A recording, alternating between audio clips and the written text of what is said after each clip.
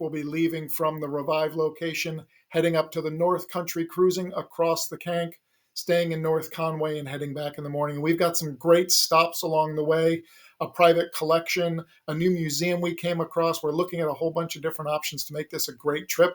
So if you're looking to make a cruise with us, August 3rd and 4th, block that out on your calendar. More details will be coming soon. As far as things to do, automotive things to do in April, the Audrain that I've spoken about before has a new exhibit that just started March 22nd and goes through July 13th. It's called Air Cooled, Keep It Simple. Excuse me.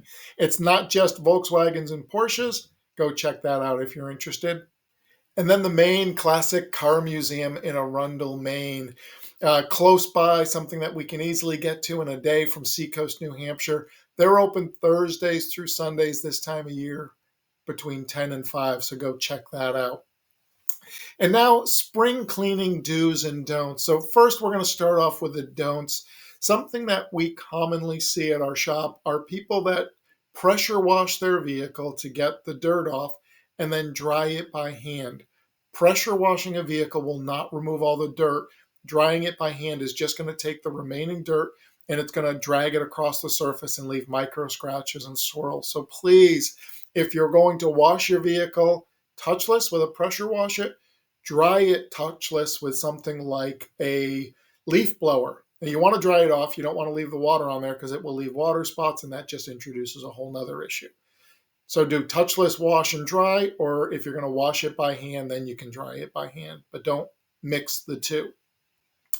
The other thing we often see people do is when they go to a car show, they might wash their car Saturday, let's say, and on Sunday they take it to a show. They use a California duster. You're going to get the same results from a California duster dragging across your car. It's going to pick up dirt, and it's just going to drag it across the surface of your car, leaving micro scratches. California dusters or the like are no-go for dusting the surface of your vehicle. Now, I'm going to include some links to videos for the right way to wash your car, and I'll also include videos to some upcoming things that I'm going to suggest you do as well. Now, the things to do, if you're washing your car by hand, we highly recommend putting a sealant on when you're done. Waxes are no longer used in the industry. They don't have the longevity of the sealant, and you risk getting them on the porous surfaces like the black trim that they will stain. Sealants are going to last much longer. They're much easier to apply, and you can put them on everything. You can put them on glass. You can put them on trim. You get the protective surface, the protective qualities from it on all the surfaces of your vehicle. So do indeed use a sealant when you wash the surface exterior of your car.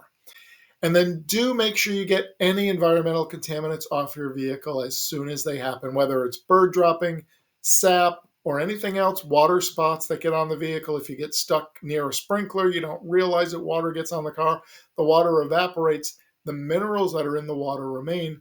You want to get those off as quickly as possible. And again, I'm going to include links into the best way to address these things for you. Leaving them on there, they will start to eat away the clear coat on your car if they're left on for any length of time. So make sure you remove those.